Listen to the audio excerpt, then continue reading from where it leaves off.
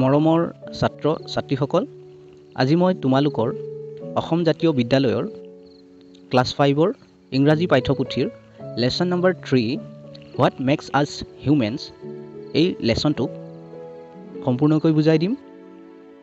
গতিকে ভিডিঅ'টো সম্পূৰ্ণকৈ চাবা, তেতিয়া কুৱেশ্যনবোৰৰ আনচাৰ কৰোঁতে সহজ পাবা। আৰু এতিয়ালৈকে যিসকলে চেনেলটো ছাবস্ক্ৰাইব কৰি লোৱা নাই, কৰি লোৱা, কাৰণ তোমালোকৰ এনেধৰণৰ ভিডিঅ'বোৰ ইয়াতে পায়ে থাকিবা। তো আৰু পলম নকৰি মই লেচনটো পঢ়িবলৈ আৰম্ভ কৰিছোঁ। The scene is a desolate road on a wintry night. এদিনাখন শীতকালৰ ৰাতিৰ এটা জনশূন্য পথৰ বা ৰাস্তাৰ দৃশ্য। Haris the thief. হৰিছে এজন কি? থিফ হয়, অৰ্থাৎ থিফ মানে চোৰ। Looks like any other young men of his age. তাৰ বয়সৰ আন কোনো এজন ডেকা ল'ৰাৰ দৰেই হৰিছকো দেখা পায় বা তাকো তেনেকৈ দেখি। বাট হি কেৰিজ এ গান। কিন্তু সি এটা গান লৈ ফুৰে। And it makes him different. আৰু এইটোৱে তাক কি কৰে? অন্যতকৈ পৃথক কৰে। হৰিছে ক'ব টু হিমছেল্ফ। হৰিছে মানে নিজকে নিজেই ক'ব, I must start searching for my target at once. মই মোৰ টাৰ্গেটটো বিচাৰিব লাগে বুলি কৈছে। টাৰ্গেট আৰু কি হ'ব? যিহেতু সি চুৰ হয়, থিফ হয়, তো তাৰ টাৰ্গেট হ'ব ক'ৰবাত চুৰ কৰা। হৰিছ স্পৰ্টছ। হৰিছে দেখা পায় এ ডিচেণ্ট লুকিং হাউচ।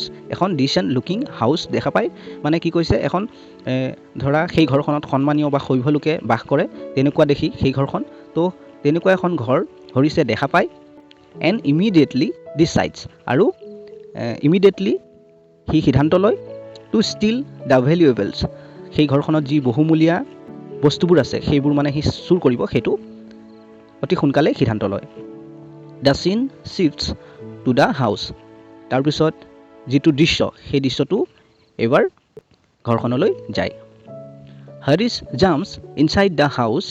হৰিছে ঘৰখনত জাম্প মাৰে থ্ৰু এন অ'পেন উইণ্ড'। এখন খোলা খিৰিকীৰ যোগেদি হৰিছে মানে সেই ঘৰখনত সোমাই প্ৰৱেশ কৰে। ছাডেনলি হঠাৎ হি চিজ। সি দেখা পায় light coming from one of the rooms. ৰুমটো বহুত আছিলে, কিন্তু তাৰে ভিতৰত এটা ৰুমৰ পৰা লাইট এটা জ্বলি আছে তেনেকৈ দেখা পায়। হি টেক্স আউট হিজ গান। সি তাৰ গানটো ওলাই লয়। And enters the room. আৰু সেই ৰুমটোৰ ভিতৰত প্ৰৱেশ কৰে। He finds an old man lying in his bed. সি বিচাৰি পায় যে এজন বুঢ়া লোকে তাৰ বিচনাত বাগৰি আছে, বা আমি ক'ব পাৰোঁ শুই আছে। Harris stands near the bed. সেই বেডখন বা বিচনাখনৰ কাষতে হৰিছে থিয় হয়। And points his gun at the man. আৰু সেই মানুহটোৰ পিনে তাৰ গানটো পইণ্ট কৰে। There is a sense of pain upon the face of the man. আৰু সেই মানুহজনৰ মুখত এটা কি বিষৰ অনুভৱ যেন হয়। He is in his night shoot. আৰু সি নাইট শ্বুটত আছিলে, মানে ৰাতি শুলে যে পৰিধান কৰে সেই কাপোৰত আছিলে। And looks older than his age. আৰু তাক দেখা পায় তাৰ বয়সতকৈ বেছি বুঢ়া যেন তাক দেখা পায়। হৰিছ। এইবাৰ হৰিছে ক'ব হেণ্ডছ আপ। হাত দুখন ওপৰলৈ উঠোৱা। ড'ন্ট চাউট। হালা নকৰিবা বা নিচিঞৰিবা। Don't move. আৰু লৰ চৰ নকৰিবা। The old man opens his eyes. বুঢ়া লোকজনে তাৰ যি চকু মেলে। And looks at Harish. আৰু হৰিছৰ পিনে চাই কনফিউজ। সি কনফিউজ হয় বাই দ্য ছাডেন হেপেনিং। যি এই হঠাৎ হৈ গ'ল, তো সেইটোক লৈ সি কনফিউজ হয় বুঢ়া লোকজন। He manages to raise only one of his hands. তাৰ হাত দুখনৰ ভিতৰত হাত এখন কোনো প্ৰকাৰে সি উঠায়। Old man. এইবাৰ অল্ড মেনজনে ক'ব in a tired and feeble voice. এটা ভাগৰুৱা আৰু দুৰ্বল ভইচেৰে বা মাতেৰে বুঢ়া লোকজনে কয় take whatever you want. তোমাক যি লাগে তুমি লোৱা। But please allow me to put my hand down. কিন্তু মোক হাতখন তললৈ থ'ব দিয়া বা নমাব দিয়া। তাৰপিছত হৰিছে কয় কনফিউজ হৈ কয় হোৱাটছ ৰং উইথ ইউ। আপোনাৰ কি হ'ল? The old man begins his story পেইনফুলি।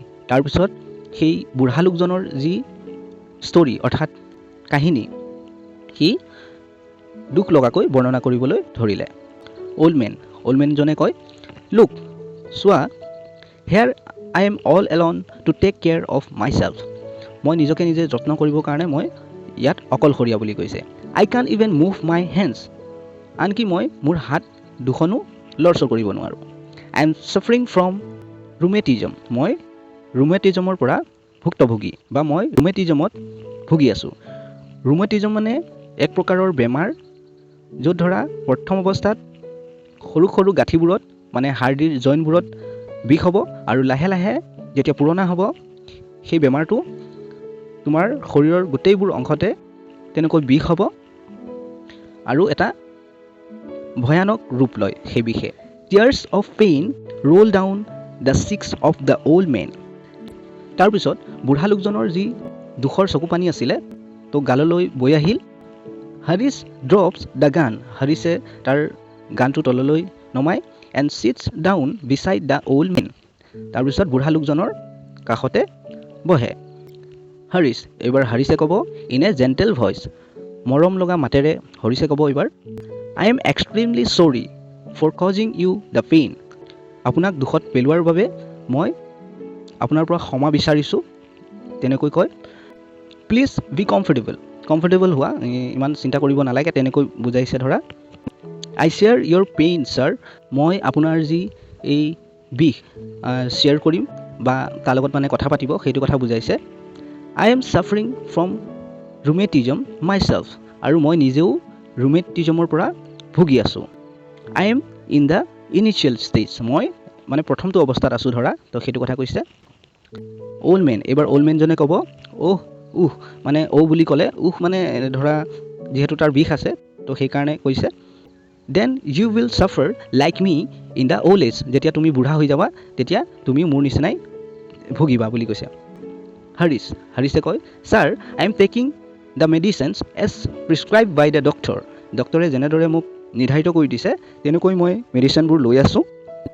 But the pain and swelling are terrible, কিন্তু যি বিষ আৰু ফুলি অহাটো সেইটো বৰ ভয়ানক বুলি কৈছে।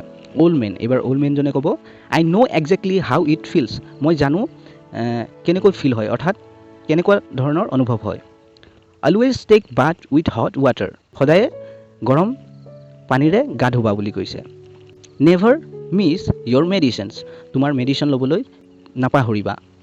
টেক ৰেগুলাৰ ৱাল্কছ, আৰু সদায়ে খোজকাঢ়িবা। এইবাৰ হাৰিছে ক'ব ইগাৰলি, অৰ্থাৎ জানিব হেঁপাহেৰে sir what can I do for you, sir আপোনাৰ বাবে মই কি কৰিব পাৰোঁ। To make you feel comfortable, আপোনাক কমফৰ্টেবল কৰিবলৈ কাৰণে মই কি কৰিব পাৰোঁ। অ'ল্ড মেন, এইবাৰ বুঢ়া লোকজনে ক'ব can we go' out for a little walk, আমি বাহিৰলৈ অকণমান খোজকাঢ়িবলৈ যাব পাৰোঁনে, তেনেকৈ অ'ল্ড মেনজনে কয়, অৰ্থাৎ বুঢ়া লোকজনে কয়।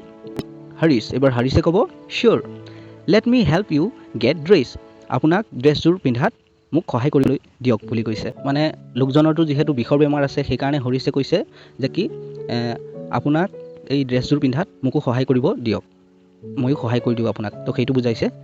চুন Harish and the old man are down ৱাকিং এলং দ্য ৰোড, আৰু সোনকালে কি হ'ল হৰিছ আৰু সেই বুঢ়া লোকজন ৰাস্তাত খোজকাঢ়িলে একেলগে। অ'ল্ড মেন, এইবাৰ অ'ল্ড মেনজনে ক'ব I am so' thankful to you son, I could take this walk only because of you, আজিৰ যিটো মই খোজকাঢ়িব পাৰিছোঁ সেইটো অকল তোমাৰ কাৰণেহে পাৰিছোঁ। তাৰপিছত হাৰিছে ক'ব হেপিলি, আনন্দেৰে মানে I am glad that I could be of some help to you, মই আনন্দিত যে আপোনাক মই অলপ সহায় কৰিব পাৰিছোঁ। তাৰপিছত অ'ল্ড মেনে ক'ব as they are nearing a tea stall, যিহেতু সিহঁতে চাহৰ দোকানখনৰ কাষত পাইছিলেহি বা কাষতেই আছে। Would you like to have a cup of hot tea with me, তুমি একাপ গৰম চাহ মোৰ লগত খাব বিচাৰিবানে বা ল'ব বিচাৰিবানে। It always helps to minimise the pain, আৰু ই সদায় কি কৰে সহায় কৰে এই যিটো বিষটো কমোৱাত সহায় কৰে বুলি কৈছে। হৰিছ নোটছ ইন একচেপ্টেঞ্চ, হৰিছে মূৰটো জোকাৰিলে, ঠিক আছে হ'ব তেনেকুৱা, আৰু হৰিছে মূৰটো জোকাৰিলে। দ্য চিন চিফ্টছ টু দ্য টি ষ্টল, তাৰপিছত যিটো দৃশ্য সেই দৃশ্যটো এখন চাহৰ দোকানলৈ আহিল বুলি কৈছে।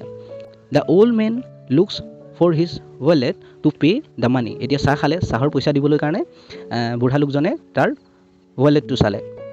অ'ল্ড মেন, এবাৰ অ'ল্ড মেনজনে ক'ব, অ'হ আই ফৰগট মাই ৱালেট এট হোম, মই মোৰ ৱালেটটো মোৰ ঘৰতে পাহৰি আহিলোঁ। আই এম ছ' চৰি বুলি ক'লে হৰিছে এবাৰ ক'ব, smiling at the old man, হৰিছে স্মাইল কৰিলে এই বুঢ়া লোকজনৰ পিনে চাই। I shall pay' the money for tea tonight, আজি ৰাতিটোৰ যি চাহ তাৰ পইচা মই দিম বুলি কৈছে। Next time when we come hair, যেতিয়া আমি নেক্সট টাইম ইয়াত আহিম, ইট উইল বি ইয়'ৰ টাৰ্ণ, তেতিয়া আপোনাৰ টাৰ্ণ হ'ব বা তেতিয়া আপোনাৰ পাল হ'ব, আপুনি দিব লাগিব। The old man smiles at Harish, আৰু বুঢ়া লোকজনে এই হৰিছৰ পিনে চাই স্মাইল কৰে অৰ্থাৎ হাঁহে। Harish enjoys the best cup of tea of his life with the old man, হৰিছে তাৰ জীৱনৰ আটাইতকৈ শ্ৰেষ্ঠ চাহকাপ সেই বুঢ়া লোকজনৰ লগত এনজয় কৰে। তো মৰমৰ ছাত্ৰ ছাত্ৰীসকল, এই আছিলে তোমালোকৰ লেচন হোৱাট মেক্স আছ হিউমেনছ। আশা কৰোঁ তোমালোকে ধুনীয়াকৈ বুজি পাইছা। যদি বুজাত অলপ অসুবিধা হৈছে, ভিডিঅ'টো আকৌ এবাৰ চোৱা, নিশ্চয় ভালকৈ বুজি পাবা। আৰু এতিয়ালৈকে যিসকলে চেনেলটো ছাবস্ক্ৰাইব কৰি লোৱা নাই, কৰি লোৱা, কাৰণ তোমালোকৰ এনেধৰণৰ ভিডিঅ'বোৰ ইয়াতে পাই থাকিবা। তো আজিলৈ ইমানে, থেংক ইউ।